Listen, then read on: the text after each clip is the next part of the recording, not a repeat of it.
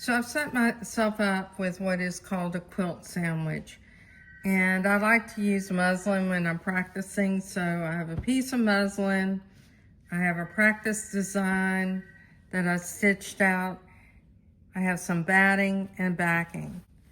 Your batting and your backing should be larger than your top. Now what I want to do is to pull up the bobbin thread. So what I'll do is I'll put the presser foot down, I'll needle down, needle up, and I'll give it a gentle tug. Now you notice, if you can see my thread, it's yellow. It's very, very short. What I recommend you do is you remove your bobbin, leave a length about, let's say, this long. We'll go ahead and place the bobbin back in the machine, bring it under the guide, and just bring it up to the top. Now go ahead and put your cover back on, and let's try that another time. So I'm making sure that my fabric stays within the sensing line and that the green light is on. This means that I could go ahead and stitch, but I would end up with a knot on the back.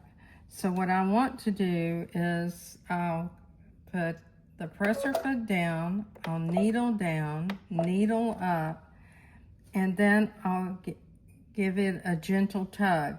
And you can see there's my bobbin thread. Now I can go ahead and raise my presser foot and sweep this underneath the foot so I can pull all of those threads back. We'll go ahead and lower the presser foot again.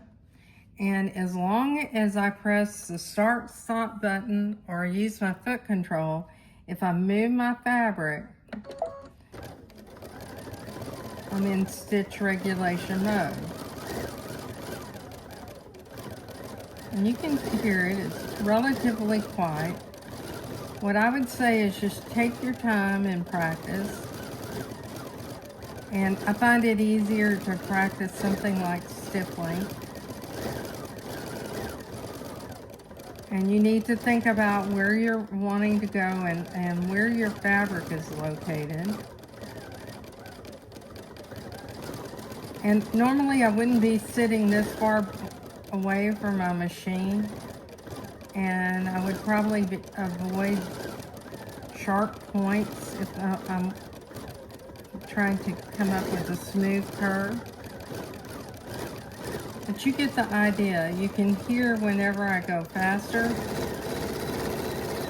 you can hear the stitch regulator working.